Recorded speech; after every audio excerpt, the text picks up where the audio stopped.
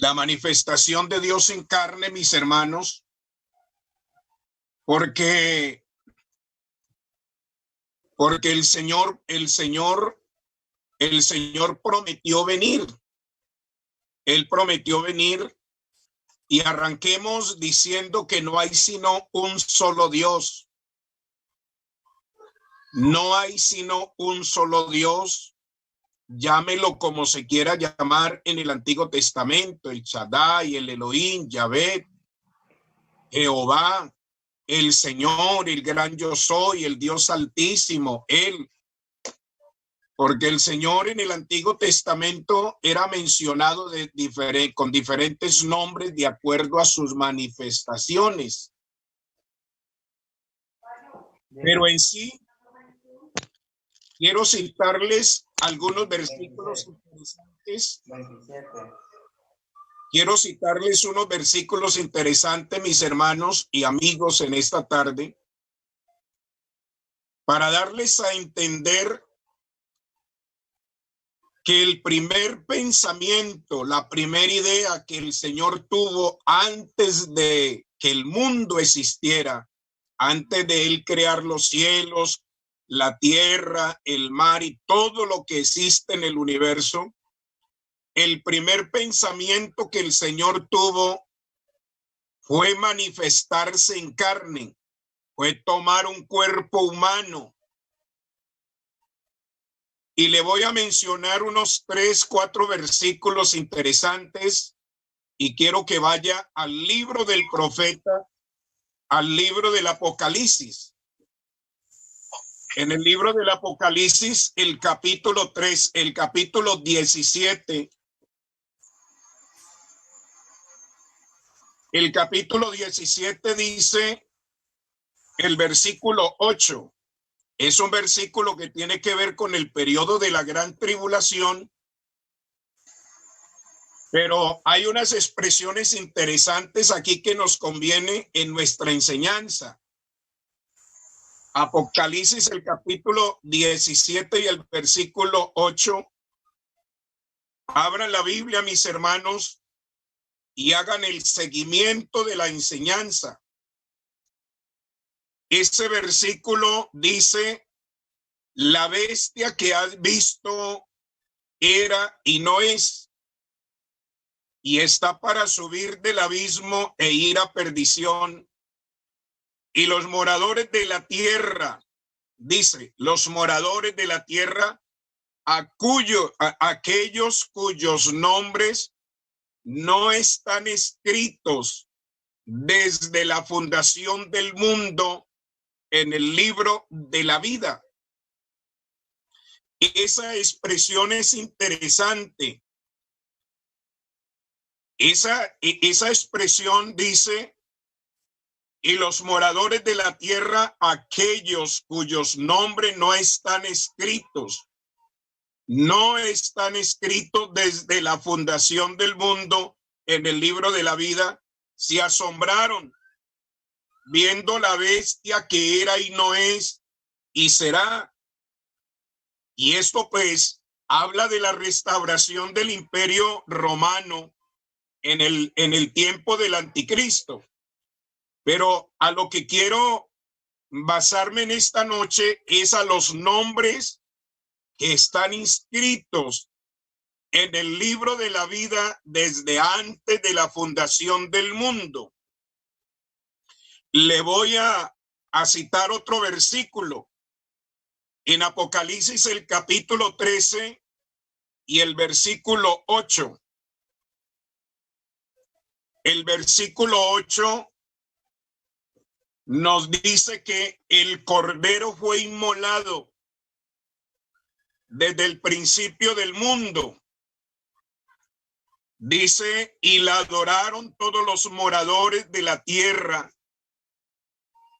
cuyos nombres no están escritos en el libro de la vida del cordero, que fue tiempo pasado, que fue inmolado desde el principio del mundo.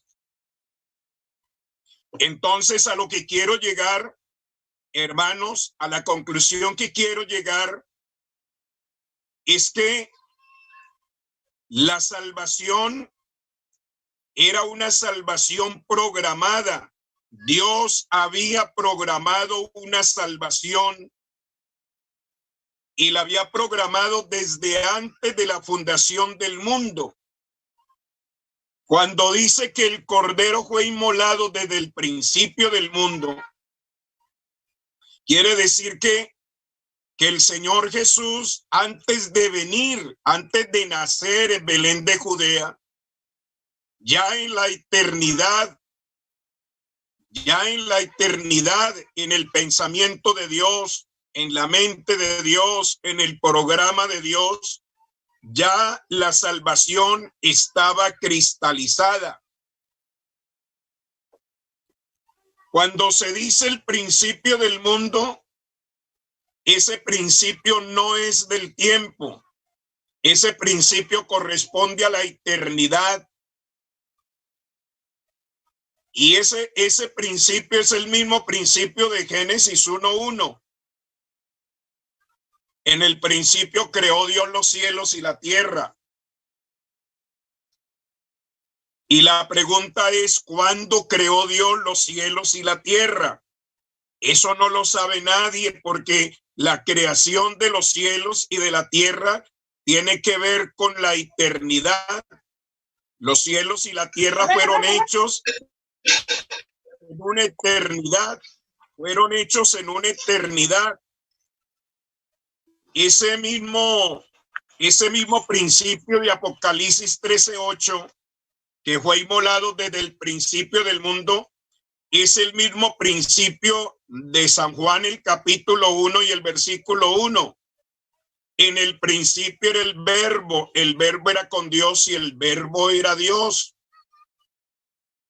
Era en el principio con Dios, todas las cosas por él fueron hechas y sin él nada de lo que ha sido hecho fue hecho. En él estaba la vida y la vida era la luz de los hombres. Quiere decir que Juan en esos 5 versículos nos está presentando a Cristo en la eternidad y nos lo está presentando como el Cordero número 1. Nos lo está presentando como el Verbo número 1. Nos lo está presentando como el único Dios número 2. Número 3, nos lo está presentando como el creador de todo el universo. Y número 4, nos lo está presentando como la vida. Y número 5, lo está presentando como la luz, aquella luz verdadera que alumbra a todo hombre. Venía al mundo, en el mundo estaba el mundo, por él fue hecho, pero el mundo no le conoció. Ese principio de Apocalipsis 13:8 es el mismo principio de Miqueas, el capítulo 5 y el versículo 2. Donde se profetiza precisamente y se dice, pero tú, Belén, Éfrata, pequeña para estar entre las familias de Judá, de ti me saldrá el que será Señor en Israel. Ese es el origen terrenal del Señor. Es el origen de a dónde iba a nacer. Pero luego se remonta a la eternidad para decirnos, y sus salidas son desde el principio, desde los días de la eternidad. Así que la salvación es un programa de Dios desde antes de la fundación del mundo. Ahora, en Primera de Pedro, el capítulo 1 y el versículo 18 al 20,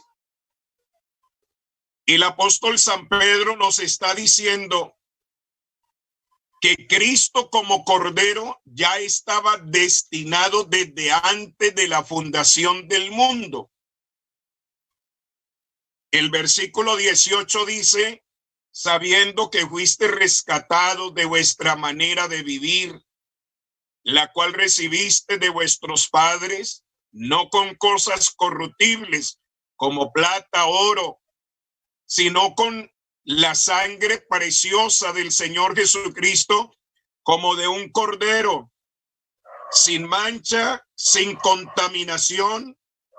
Y el verso 20 dice, ya destinado desde antes de la fundación del mundo. Ya el Cordero estaba destinado desde antes de la fundación del mundo. Apocalipsis 13:8 dice que el Cordero había sido inmolado desde el principio del mundo, es decir, en la eternidad. Inmolado quiere decir crucificado, quiere decir morir, degollado o morir bajo los efectos de un sacrificio. Entonces esto nos da a entender que la salvación es un programa en la mente de Dios desde antes de la fundación del mundo. Le traigo otro versículo interesante, porque ya en el libro de los Hechos, el capítulo 3 y el versículo 18, dice que los padecimientos de Cristo ya estaban anunciados de antemano. El verso 18 dice, pero Dios ha cumplido así lo que había antes anunciado por boca de todos sus profetas, que Jesucristo había de padecer. Mire, pero Dios ha cumplido así lo que antes había sido anunciado por boca de sus profetas.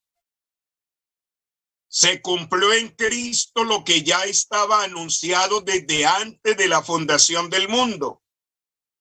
El capítulo 4 de los Hechos y el versículo 27 y 28 también está diciéndonos lo mismo, porque dice, porque verdaderamente se unieron en esta ciudad contra tu santo Hijo Jesús, a quien ungiste, Herodes y Poncio Pilato, con los gentiles y el pueblo de Israel. Verso 28, ¿para qué? Para hacer cuanto tu mano y tu consejo habían antes determinado que sucediera. Así que todo lo acontecido en el Calvario, en el cuerpo de Cristo, ya estaba anunciado, porque la salvación es un programa eterno. Ahora, esta salvación no es un conjunto de normas o de estatutos y una cantidad de cosas incomprensibles. No, la salvación, esta salvación estaba profetizando a un personaje, a alguien que venía. En Primera de Pedro, el capítulo 1 y el versículo 10, Primera de Pedro, el capítulo 1 y el versículo 10, dice: los profetas que profetizaron de la gracia destinada a vosotros, inquirieron y diligentemente indagaron acerca de esta salvación. Dice, escudriñando qué persona y qué tiempo indicaba el Espíritu de Cristo que estaba en ellos, el cual anunciaba de antemano, mire, el cual anunciaba de antemano los sufrimientos de Cristo y las glorias que vendrían tras esos sufrimientos. Y dice, a esto se les reveló que no para sí mismos administraban las cosas que ahora nos son anunciadas por el Espíritu Santo enviado del cielo, cosas en las cuales anhelan mirar los ángeles. Así que el apóstol San Pedro nos está dando a entender que los profetas del Antiguo Testamento comenzaron a investigar qué persona, porque la salvación es una persona.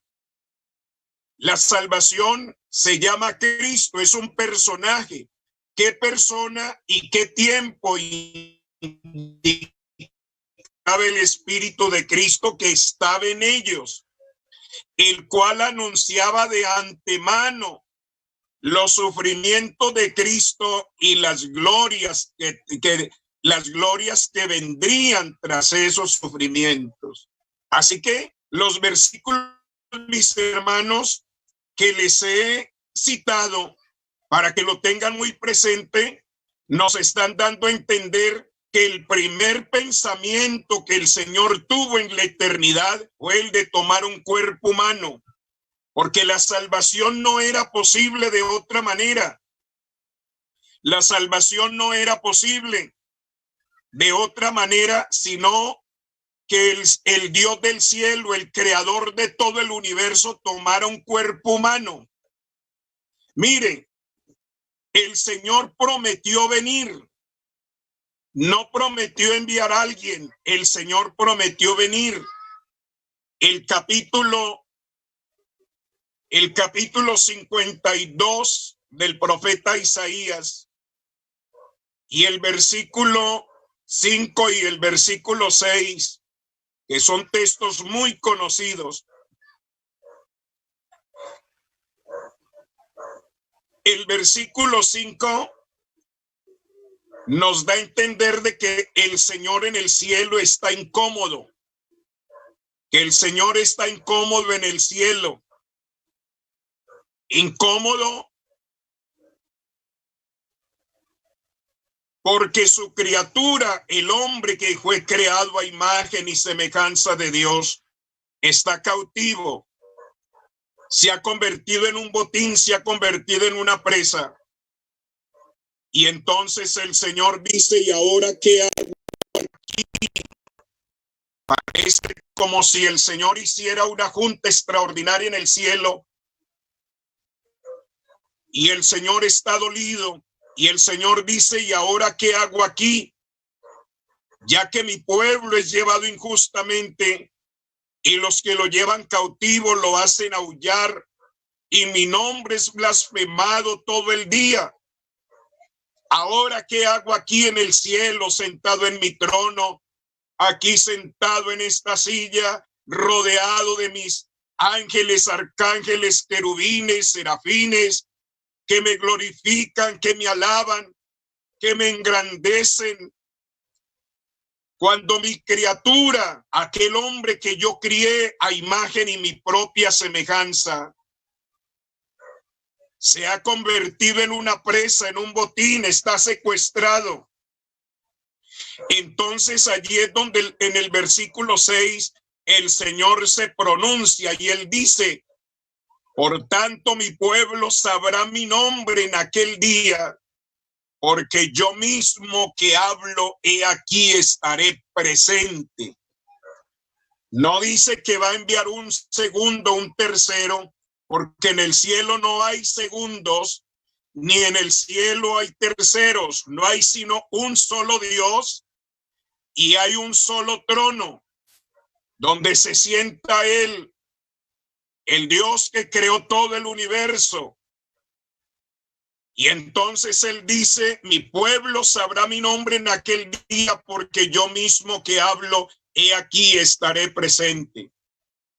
Subraye la expresión, yo mismo estaré presente, porque el Señor era la mentalidad que él tenía desde antes de la fundación del mundo, tomar un cuerpo humano y descender a las partes más bajas, descender al globo terrestre para redimir a un hombre que había caído en esclavitud, que un enemigo suyo lo había cautivado y le había quitado todo lo que el Señor le había entregado en sus propias manos. Mire, Isaías el capítulo 35, a partir del versículo 3, es otro texto que nos ayuda a entender que el Señor quería, el pensamiento que el Señor tenía era de tomar un cuerpo humano. Por eso dice, decía los de corazón apocado, esforzaos, no temáis. He aquí que vuestro Dios viene con retribución y con pago. Dios mismo vendrá y os salvará. Mire, Dios mismo vendrá y os salvará. No dice que va a enviar un segundo, un tercero, porque no lo hay. No hay sino un solo Dios. Y este único Dios es el que dice que va a venir a salvar. En Isaías el capítulo 49 y el versículo 24 y 25 hay una pregunta. Hay una pregunta de redención que el profeta Isaías se hace. Y la pregunta es esta: ¿será quitado el botín al valiente? El botín es el hombre y el valiente es el diablo, es Satanás, quien tiene cautivo al hombre y lo esclavizó, lo despojó de todo lo que Dios le había dado, porque el hombre fue creado para ser señor de la creación, para ser el príncipe de la creación de Dios, pero el diablo lo engañó y le quitó todo, y le quitó ese señorío, le quitó ese principado, le quitó esa altura, ese pedestal donde Dios lo colocó al principio. Como dice el Salmo 8, lo coronaste de gloria y de honra, todo lo pusiste debajo de sus pies, ovejas y bueyes, las aves del cielo, los peces del mar y todo cuanto pasa por los senderos del mar. Oh Jehová, Señor nuestro, cuán grande es tu nombre en toda la tierra. Así que entonces esa altura la perdió el hombre. Por eso Isaías hace la pregunta: ¿será quitado el botín al valiente? ¿Será rescatado el cautivo de un tirano? El tirano es el diablo, el cautivo éramos toda la humanidad perdida en las manos de él.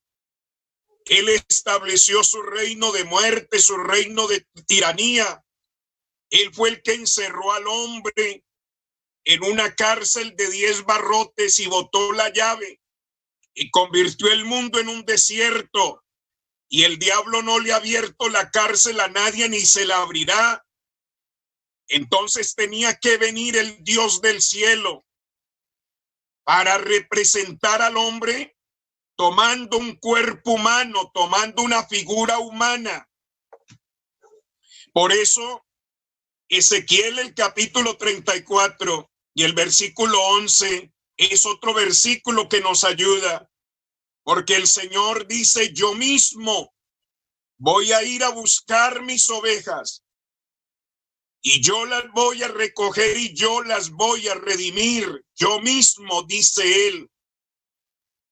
Así que entonces, esos versículos que le he citado nos dejan sentado de que el Dios del cielo, el único, prometió venir. Ahora la pregunta es: ¿cómo va a venir? Si él es espíritu, ¿cómo va a venir si él tenía que morir? ¿Cómo va a venir si él no tiene sangre para derramar? Y la salvación del hombre demandaba la muerte del Redentor. Y la salvación del hombre demandaba el derramamiento de la sangre del Redentor. Y el único que podía redimir era el mismo creador del hombre. Entonces allí es donde el Señor va cristalizando su pensamiento, porque el primer pensamiento que tuvo el Señor en la eternidad fue tomar un cuerpo humano. Ahora,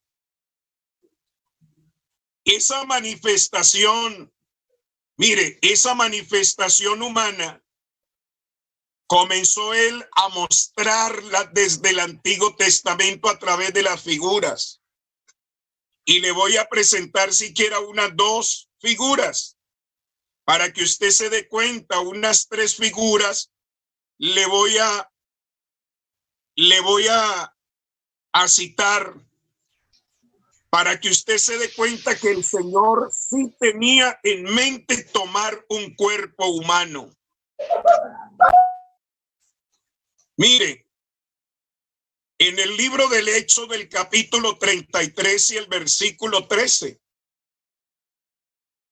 Moisés le dice al Señor: Señor, si he hallado gracia delante de ti, te ruego que me muestres tu camino para conocerte mejor. Yo le pregunto, ¿qué clase de camino era el que Moisés le estaba averiguando al Señor Jesús, a Dios en el Antiguo Testamento? Por supuesto que no es un camino ordinario, porque si fuera un camino ordinario, entonces sobra decir que Moisés no conocía el desierto. Pero si había alguien que conocía el desierto como la planta de su propia mano, era el mismo Moisés. Es que Moisés vivió 40 años en el desierto, caminándolo para arriba y para abajo. Él dormía en el desierto, comía en el desierto, lo caminaba. Él no necesitaba una brújula para que lo direccionara en el desierto. Él vivió 40 años cuidándole las ovejas a su suegro Jetro. Así que no es un camino ordinario lo que Moisés está pidiendo. Es que Dios siempre le hablaba a Moisés a través de una nube, le hablaba a través de la zarza, le hablaba a través de una columna de fuego. Moisés oía la voz. Moisés sentía la presencia de su mismo Dios, pero no lo podía ver. Y Moisés quiere saber: Señor, muéstreme el camino para yo llegar donde usted está. Quiero saber qué figura tiene, quiero saber cómo es su estructura. Vean, hermanos, ese camino es una tipología.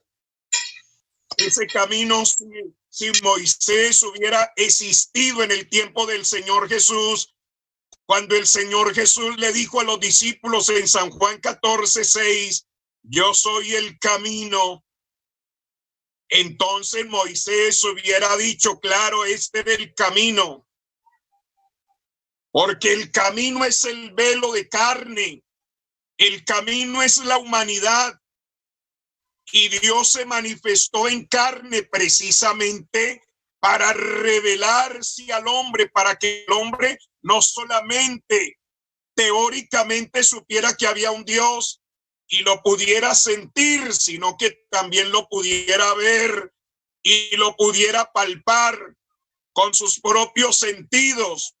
Y por eso Dios tomó una manifestación humana. Segunda figura que le presento, y allí está en el mismo capítulo 33 del Éxodo, el versículo 18 al versículo 20, siquiera 21. Moisés le está diciendo al Señor: Señor, si he hallado gracia delante de ti, te ruego que me muestres tu gloria. Mire, piénselo. Moisés le hace una petición al Señor y le dice: Señor, si he hallado gracia delante de ti, te ruego que me muestres tu gloria para conocerte mejor. Yo le pregunto, ¿qué clase de gloria era la que Moisés estaba pidiendo? No era una gloria ordinaria, porque si alguno había visto la gloria de Dios, era Moisés. Es que el simple hecho de que el Señor se le aparezca en una zarza ardiente y le hable y le diga a Moisés: yo soy el Dios de tu padre Abraham, de tu padre Isaac y de tu padre Jacob. La tierra donde estás es una tierra santa, quítate las sandalias. Y comisionarlo, eso ya es ver la gloria de Dios, una zarza que no se quema, sino que permanece encendida por largo rato, hasta que le llamó la atención al mismo Moisés y se acercó para ver qué era lo que pasaba. Eso es ver la gloria de Dios, hermanos queridos y amigos. Cuando el Señor lo comisionó y le dio la señal de una redención, le mostró su poder y le dijo, mete tu mano en tu pecho. Y él metió la mano y la sacó leprosa. Y Moisés se horrorizó. Y el Señor le dijo, vuelve y métela. Y volvió y la metió y cuando la sacó estaba sanita como la otra mano. Eso es ver la gloria de Dios. Cuando el Señor le dijo, tira la vara. Y Moisés tiró la vara y se le convirtió en una serpiente gigante. Y el Señor le dijo, tómala por la cola. Le hubiera dicho, tómala por la cabeza, pues era otra cosa, pero le dijo, tómala por la cola.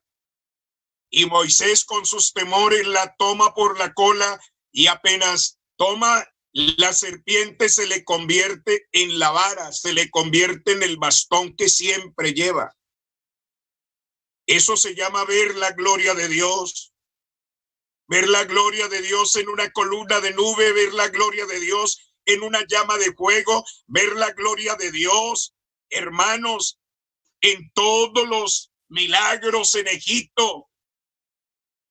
Caer fuego y granizo y quemar los cultivos, traer moscas, plaga de ranas, traer oscuridad, convertir las aguas en sangre, etcétera, y traer mortandad y tinieblas.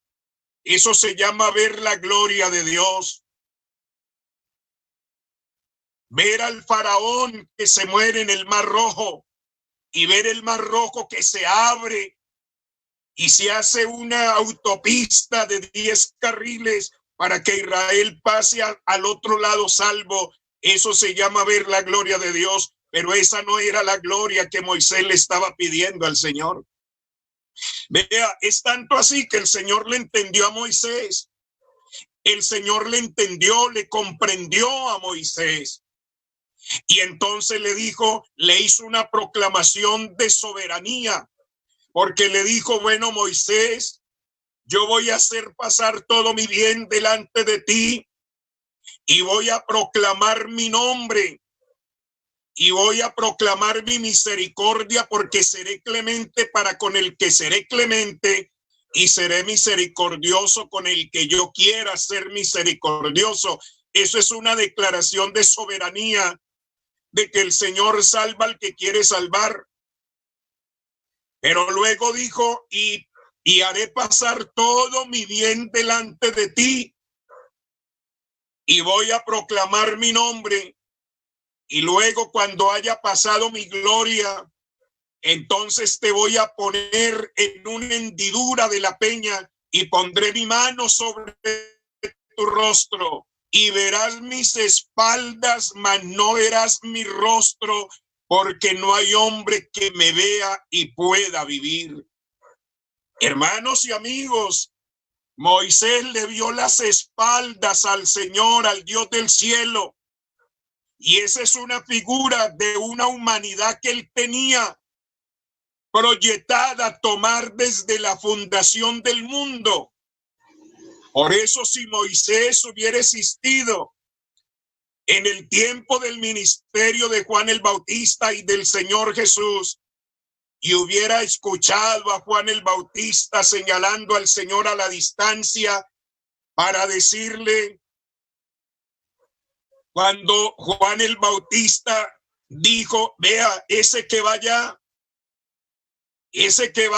rodeado de 12 discípulos, vestido de una túnica de una sola costura, de una túnica celeste, ese es el Cordero de Dios que quita el pecado del mundo. Así Moisés, si hubiera existido y hubiera escuchado esas expresiones de Juan el Bautista, así Moisés no le hubiera visto el rostro al Señor Jesús, solamente las espaldas, Moisés había brincado de alegría. Moisés había gritado frenéticamente, públicamente, proclamando que esas eran las espaldas que el Señor le había mostrado en el desierto cuando lo metió en la hendidura de la peña y que le puso la mano sobre sus rostros. Moisés podría asegurar a voz en cuello y con toda seguridad que las espaldas de Jesús eran las mismas espaldas que había visto en el desierto. Porque cuando usted se va a San Juan, el capítulo 1 y el versículo 14, Juan está diciendo, y aquel verbo fue hecho carne. Y luego dice, y habitó entre nosotros, el verbo que es Dios, el verbo que el versículo 1 está diciendo, en el principio era el verbo y el verbo era con Dios, con D mayúscula, no con D minúscula, sino con D mayúscula, dando a entender que se refiere al mismo Dios, al Dios creador de todo el universo, porque el verbo es el mismo Dios. Por eso dice en el principio era el verbo y el verbo era con Dios y el verbo era Dios. Y el verso 14 está diciendo, y aquel verbo fue hecho carne y habitó entre nosotros y vimos su gloria. Vimos su gloria, gloria como del unigénito del Padre. Mire, vimos su gloria. Pero la gloria cambió de figura la gloria. Porque ya no es la figura de una nube, ya no es la figura de una llama de fuego, ya no es la figura de una zarza, ya no es la figura de un ángel, ya no es la figura de una roca que se abre al golpearla o al hablarle para que salga agua en abundancia y el pueblo pueda beber en el desierto. No, ya no es una gloria semejante a esta. La gloria cambió de figura y ahora la figura es de Hijo unigénito del Padre, lleno de gracia y de verdad. Alabanzas al nombre del Señor. La figura cambió. Es lo mismo que está diciendo Pablo a los Filipenses, el capítulo 2 y el versículo 5, cuando Pablo está hablando, mire, cuando Pablo está hablando, está enseñando sobre la humildad y coloca al Señor Jesús en el aspecto humano como el ejemplo, como el modelo de humildad. Y comienza a decir de esta manera, hay en vosotros este mismo sentir que hubo también en Cristo Jesús, el cual siendo en forma de Dios, ¿cómo le parece? Pablo está hablando del aspecto humano del Señor Jesús y mire, lo eleva. Y por eso dice, haya en vosotros este mismo sentir que hubo también en Cristo Jesús, el cual siendo en forma de Dios, ¿cuándo tuvo Jesús la forma de Dios? En la eternidad, señores. En la eternidad, dice, el cual siendo en forma de Dios, ahora en su humanidad no escatima ser igual a Dios como cosa que aferrarse, sino que se despojó a sí mismo. Y yo le pregunto, ¿de qué se despojó? El verso dice, se despojó a sí mismo. Y cuando se hace la pregunta, algunos dicen, se despojó de su gloria. Se despojó de su poder. Nunca diga eso, porque el Señor no se despojó de su gloria, ni se despojó de su poder, no se despojó de su grandeza. No, no, no. El Señor se despojó de sí mismo. ¿Qué quiere decir? Que Él cambió de forma. Se despojó de esa forma invisible. Porque en el Antiguo Testamento Él es un ser invisible es un ser intangible, es el ser que se manifiesta, que habla, pero no se puede ver porque Él es espíritu, es invisible, no se puede ver, no se puede tocar. Entonces, para venir a redimir, Él cambia su forma y toma una forma visible, toma una forma corpórea, toma un cuerpo humano, porque ese era el deseo de Dios desde antes de la fundación del mundo. Así que entonces se despojó a sí mismo tomando forma de siervo y hecho semejante a los hombres, se humilló hasta la muerte y muerte de cruz. Así que entonces Moisés vio la gloria de Dios, pero la gloria de Dios cambió de forma y la gloria de Dios ahora es su humanidad, es su manifestación humana. Y le voy a presentar otra figura. Le voy a presentar otra figura.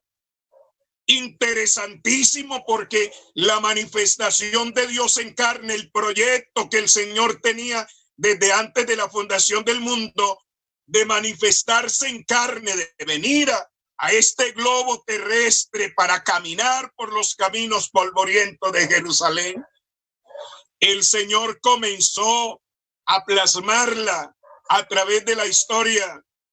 Y por eso en el libro del Génesis hay una figura interesante. El capítulo 28 y el versículo 10 habla de Jacob.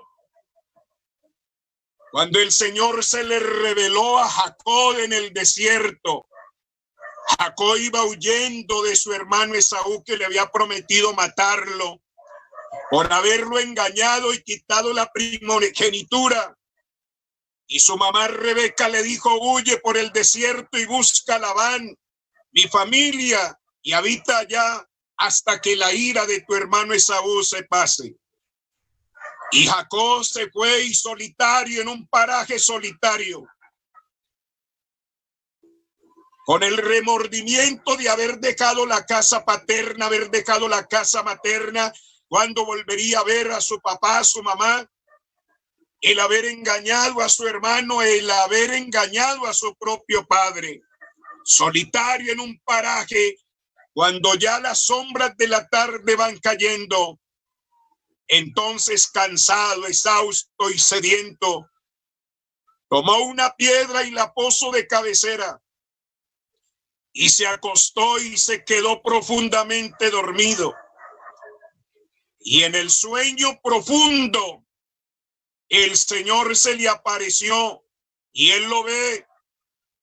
Él ve que una escalera se desprende de su cabecera y se mete al cielo.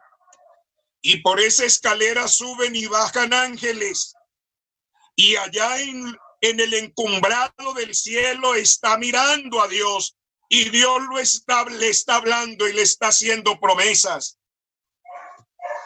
Y cuando Jacob despierta del sueño, se horroriza y dice: ¿qué lugar tan aterrador es este? Esto no es otra cosa sino casa de Dios y puerta del cielo, porque la verdad es que Dios está en este lugar y yo no lo sabía. Pero vean, mis hermanos, ese sueño de Jacob es una figura de la manifestación de Dios en carne.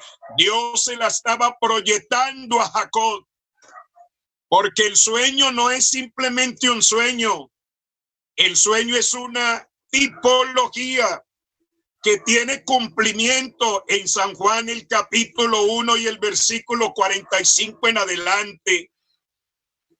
Cuando Felipe se encontró a Natanael, y Felipe le dijo: oye, Natanael, hemos hallado a aquel de quien escribió Moisés en la ley, así como los profetas, a Jesús de Nazaret. Y Natanael, con una expresión despectiva, dijo: ¿de Nazaret puede salir algo bueno? Y Felipe le dijo: ven para que veas. Como quien dice: ven para que te cerciores por ti mismo. Y dice que lo llevó donde estaba el Señor, Y antes de que él lo saludara, el Señor emitió un concepto referente a Natanael. Y el Señor dijo: he aquí un verdadero israelita en el cual no hay engaño. Y Natanael dijo: ¿de dónde me conoces? Y el Señor le dijo: antes que Felipe te llamara, cuando estaba debajo de la higuera te vi. Vea, esas dos expresiones del Señor para Natanael le trajo una revelación precisamente a Natanael. Y Natanael exclamó diciendo: Rabí, tú eres el Hijo de Dios. Y cuando dice Rabí, tú eres el Hijo de Dios, Natanael lo está reconociendo en el aspecto humano.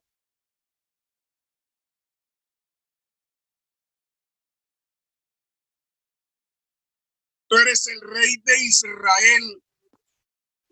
Lo está reconociendo como el Jehová del Antiguo Testamento, porque el único Rey de Israel es el Jehová del Antiguo Testamento, mis hermanos y amigos. Así que Natanael recibe una revelación gloriosa. Entonces, cuando Natanael dice: Rabí, tú eres el Hijo de Dios, tú eres el Rey de Israel, entonces el Señor le dice a Natanael: Natanael, por cuanto me viste, creíste, porque te dije, te vi debajo de la higuera, creíste.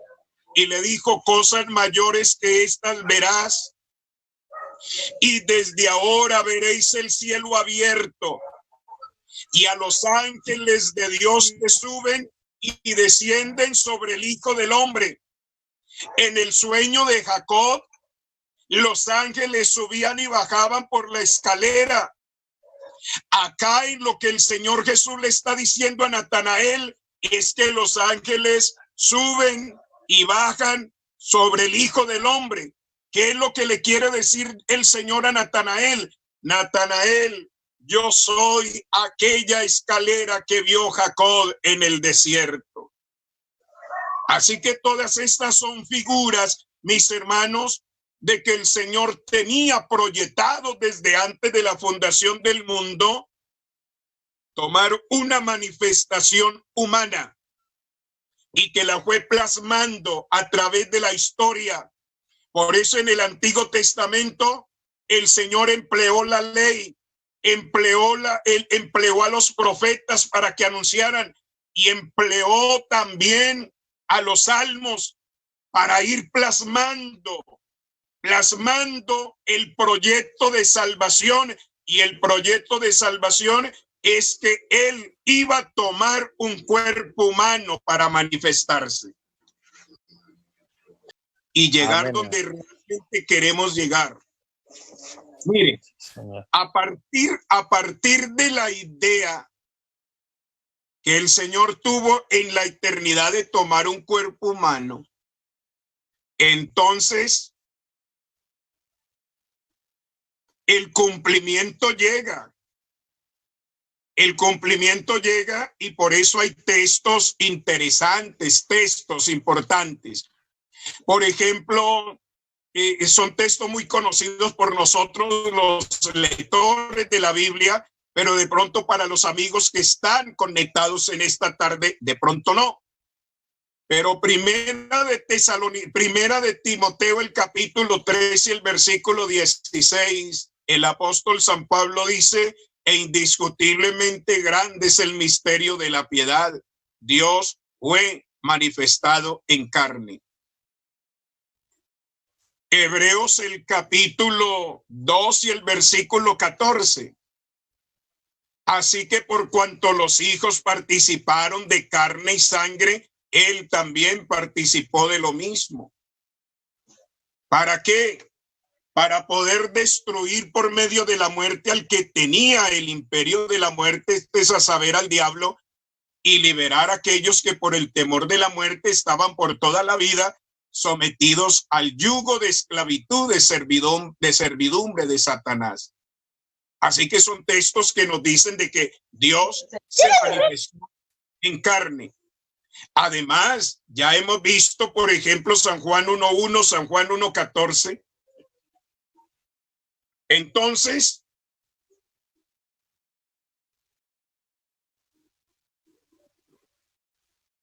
el Señor, cuando nace en Belén de Judea, el niño que nace en Belén de Judea,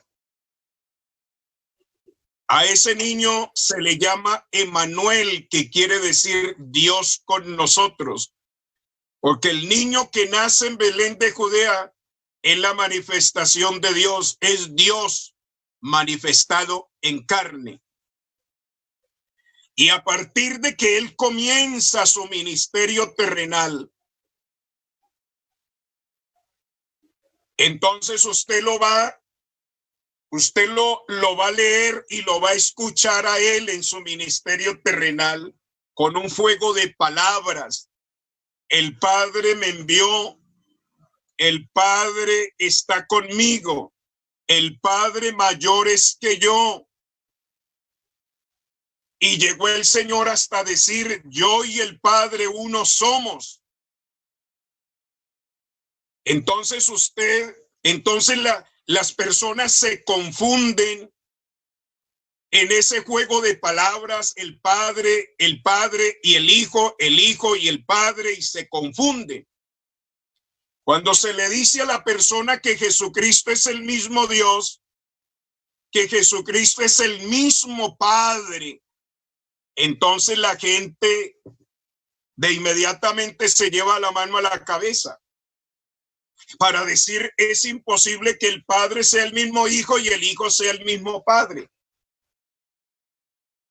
De inmediatamente le sacan a relucir versículos como, por ejemplo, cuando el Señor estaba en el Calvario, y en el Calvario Jesús está diciendo, Padre, ¿por qué me has desamparado? Entonces la gente dice, bueno, pero ¿cómo va a ser el Hijo el mismo Padre si en la cruz él está clamando? Si allá en el Getsemaní el Hijo está clamando al Padre, Padre, pasa de mí esta copa, no se haga mi voluntad sino la tuya. Entonces, ¿cómo va a ser el Hijo el mismo Padre? Y entonces la gente prácticamente como que no puede entender, no puede comprender. Y lo llevan a versículos donde el Hijo se está refiriendo al Padre, si eso es verdad. Pero lo que usted tenemos que entender, ese juego amigo del Pío, cómo está hablando el Señor. Jesús es la manifestación de. Así que a partir del ministerio del Señor, el Señor a usted le habla como hombre y le habla como Dios. Le habla en el aspecto divino y le habla en el aspecto humano. Y en un solo versículo el Señor se lo cambia. Mire, por ejemplo, San Juan el capítulo 14. En San Juan el capítulo 14 es una muestra para que usted lo pueda comprender, lo pueda entender. El Señor está hablando con sus discípulos y comienza a decirles, no se turbe vuestro corazón, creéis en Dios, creed también en mí. En la casa de mi Padre, mire cómo está hablando el Señor, en la casa de mi Padre muchas moradas hay. Si así no fuera, yo os lo hubiera dicho, me voy pues a preparar lugar para vosotros, y si me fuere y os prepararé lugar, vendré otra vez y os tomaré a mí mismo, para que donde yo estoy, vosotros también estéis, y sabéis para dónde voy, y sabéis el camino. Hasta allí, mis hermanos, cuando el Señor les dice esas expresiones a los discípulos, entonces Tomás le dice, Señor, no sabemos para dónde vas, ¿cómo pues podemos saber el camino? Y Jesús les dijo en el versículo 6, yo soy el camino, Párelo allí. Hasta allí el Señor les está hablando en el aspecto humano. Hasta la palabra camino el Señor les habla en el aspecto humano. Porque el camino es la humanidad. Mire, el camino es la manifestación de lo que hablamos ahora de Éxodo 33 y el versículo 13, que Moisés le pedía a Dios ver, que le mostrara el camino. El Señor dijo, yo soy el camino. Y el camino es su propia humanidad. Váyase a Hebreos el capítulo 10 y el versículo 19-20, donde el apóstol San Pablo nos aclara diciéndonos que el camino es su propia humanidad. Por eso Pablo dice, ahora tenemos entrada al lugar santísimo por el camino vivo y nuevo que él nos abrió a través del velo, esto es de su carne. La carne es el camino, ese velo de carne es el camino. Y cuando Jesús está diciendo yo soy el camino, entonces está hablando en términos humanos. Pero cuando les dice la verdad y les dice la vida, ya no les habla como hombre, les habla como el único Dios, porque el único que es la verdad absoluta es Dios. Y el único que es la vida es Dios. Y en el mismo versículo vuelve y te la cambia, porque el Señor dice, yo soy el camino en el aspecto humano, soy la verdad y la vida en el aspecto divino. Y luego te dice, nadie viene, no dice nadie va, como si el Padre estuviera al otro lado de la cordillera, no. Te dice, nadie viene al Padre, porque el Padre está metido dentro del cuerpo humano, porque ese cuerpo humano es la habitación, es el tabernáculo, es el templo que Dios diseñó para poder venir y para poder dar su vida en la cruz del Calvario y poder derramar su propia sangre en la cruz del Calvario.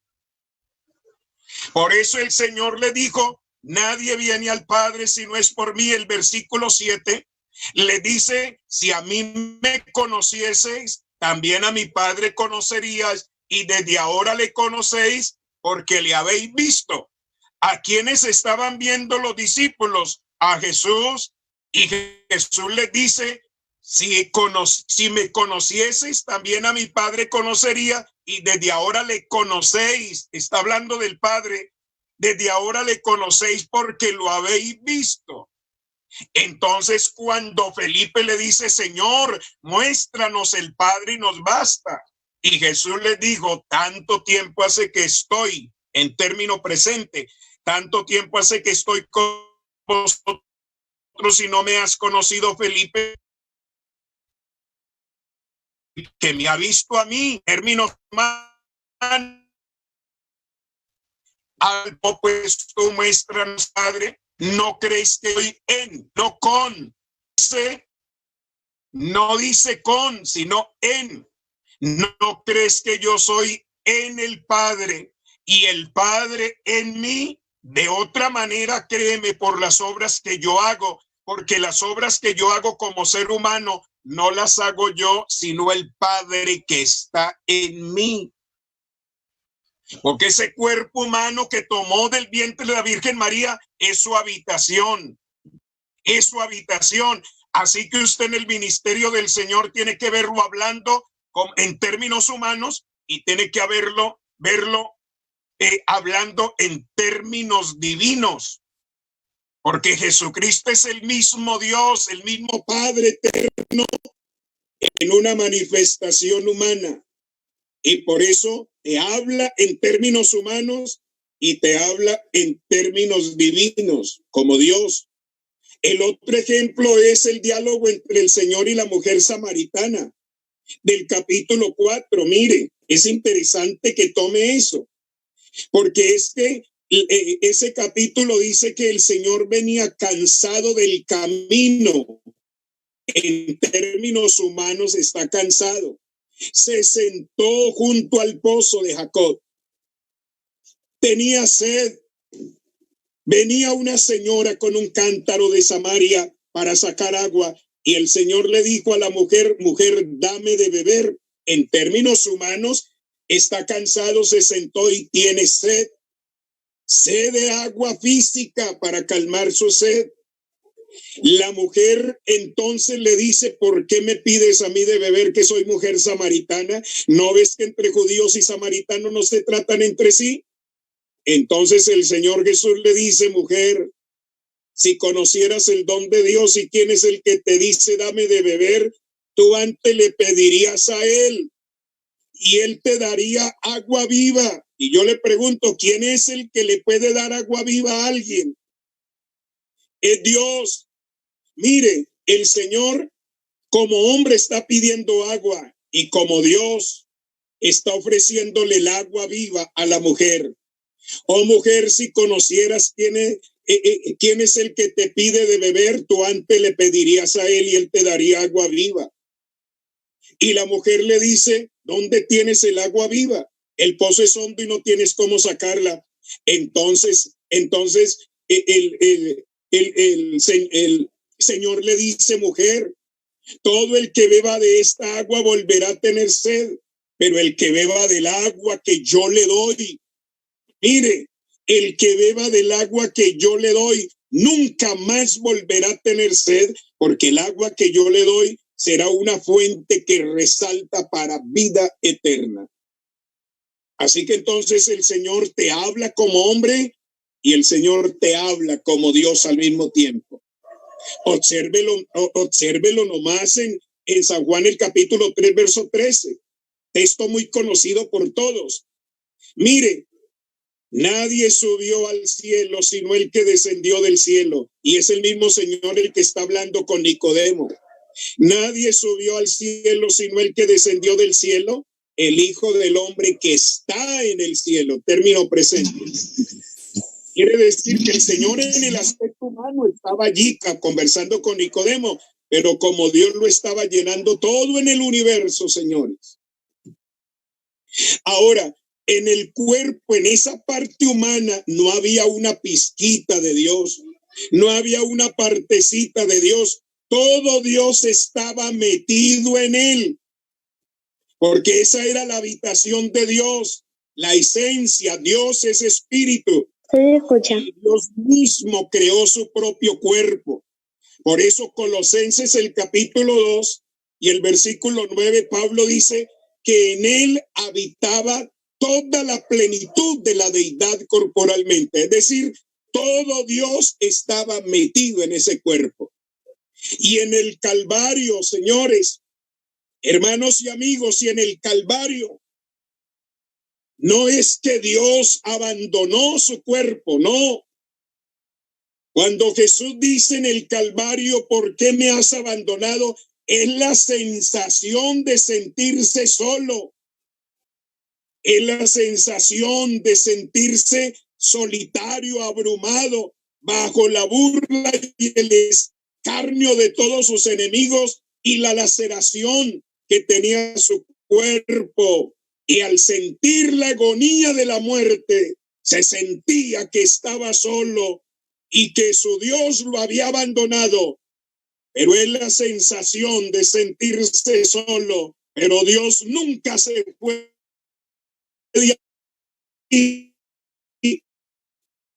nunca abandonó ese cuerpo, porque lo que dice según estaba en Cristo, reconciliando al mundo consigo mismo, no tomándole en cuenta a los hombres sus pecados, y nos encargó a nosotros la palabra de la reconciliación.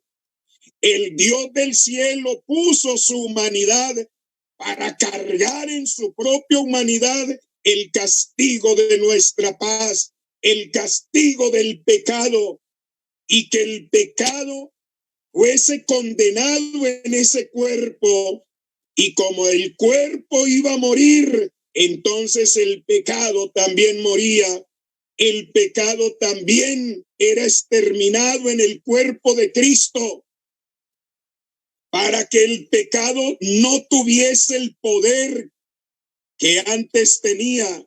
Por eso es que ahora es posible, mis hermanos, ser salvos, pero en Cristo es posible, porque el pecado se fue vencido en el Calvario a través de ese cuerpo donde el Señor condenó el pecado en la carne, como dice Pablo en Romanos. Y mire la línea, y ya le termino. Mire la línea, mire la línea. La línea de los dos aspectos, el aspecto humano y el aspecto divino. Primera de Juan 5:20, el aspecto humano, el aspecto divino. Primera de Juan es un texto muy conocido por todos nosotros. Y Primera de Juan dice, sabemos que el Hijo de Dios ha venido en el aspecto humano. Sabemos que el Hijo de Dios ha venido y nos ha dado entendimiento. Menciono otro versículo interesante, Romanos 9:6, donde el apóstol dice de quienes son los patriarcas y de los cuales vino Cristo según la carne, el aspecto humano. Y luego dice, el cual es Dios bendito por los siglos de los siglos. Amén. Dios sobre todas las cosas es el aspecto divino. Así que mis hermanos y mis amigos, en esta noche, para concluirle, el Dios del cielo tenía programado tomar un cuerpo humano. Ese cuerpo humano lo plasmó en las sagradas escrituras a través de figuras, como se las he presentado, hasta que vino el cumplimiento y el Dios del cielo tomó una mujer que se llamó la Virgen María para que en ese cuerpo de la Virgen María poder tomar un cuerpo humano semejante al suyo y al mío, que tuviera carne, que tuviera sangre, para poder morir, porque Dios en esencia no puede morir, porque Dios es eterno. Y así que entonces en el ministerio del Señor, el Señor Jesús en el aspecto humano siempre llamaba Padre. Es el juego de palabras, porque todo lo que es engendrado y nace tiene que tener un papá y tiene que llamarse hijo. Y es el juego de palabras que no debe de trastornarle en ninguna manera ni confundirle. Jesucristo, mis hermanos y amigos, es el verdadero Dios y la vida eterna. Que el Señor les bendiga a todos en esta noche y espero que me haya hecho entender en esta noche, en esta enseñanza. Que el Señor les bendiga a todos. Es mi gran